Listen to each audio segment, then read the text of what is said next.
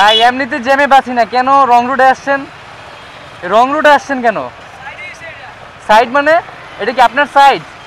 এটা কি আপনার সাইড? বুঝি নাই। আপনি এদিক দিয়ে আসবেন, এই যে জ্যাম যে লাগতেছে দেখতেছেন না?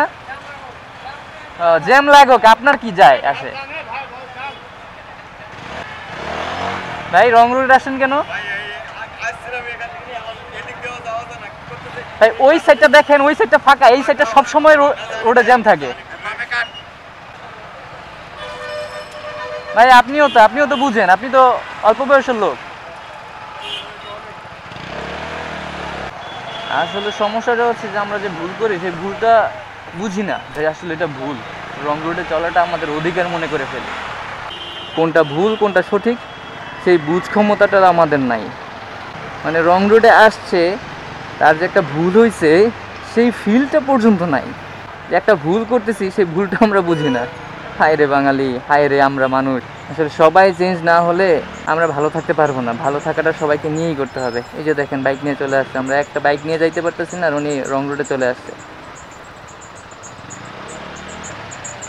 কয়জন রে বলবেন, কয়জন রে বুঝাবেন?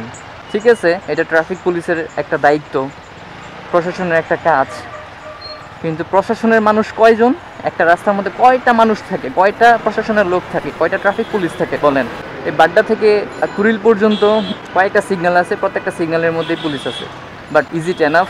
এনাফ তখনই হতো যখন আমরা সচেতন হতাম, আমরা প্রত্যেকটা কথা শুনতাম, আমরা নিয়মগুলো একটু মেনে চলতাম, তাহলে যথেষ্ট হতো। এত বড় জায়গার মধ্যে একজনই যথেষ্ট হতো। এখন 100 জন দিয়েও কাজ হচ্ছে না, কারণ আমরা সচেতন না, আমরা সব নিয়ম পাত্তাই দেই না। মানে ওদের আধিপত্যটা দেখতেছেন, ওরা ময়লা কালেক্ট করে ময়লা পরিষ্কার করতেছে। অবশ্যই এটা অনেক বড় একটা কাজ। ঢাকা শহরে ওদের মতোই লোকগুলো যদি কাজ না করতো তাহলে আমরা আরও পচে মরে থাকতাম এই ময়লার স্তূপে।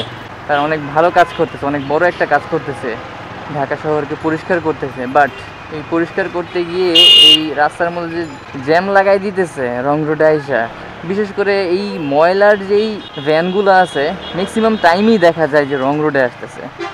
মানে তাদের জন্য কি কোনো নিয়ম নাই? তারা যেদিক দিয়ে ইচ্ছে ওই দিক দিয়েই যাবে? ব্যাপারটা কিন্তু এরকম না, তাদের জন্য নিয়ম আছে। জাস্ট প্রত্যেকটা মানুষই এটা স্যাক্রিফাইস করে যায়, যেহেতু ওরা কাজ করতেছে যাক। কিন্তু ওনাদের দেখা দেখি কিন্তু পিছনে আরও কয়েকটা গাড়ি চলে আসে, এটা হচ্ছে বড় সমস্যা। সমাধান সমাধান সমাধান আমাদের কাছে, সমাধান অন্য কারো কাছে না, আপনার নিজের কাছে। আপনি নিজে পরিশুদ্ধ হন, পরিবর্তন হন, দেশ পরিবর্তন হয়ে যাবে। সে পরিবর্তন শুরু হোক আপনার নিজে থেকে। সবাই ভালো থাকবেন, সুস্থ থাকবেন। আসসালামু আলাইকুম ওয়া রাহমাতুল্লাহ।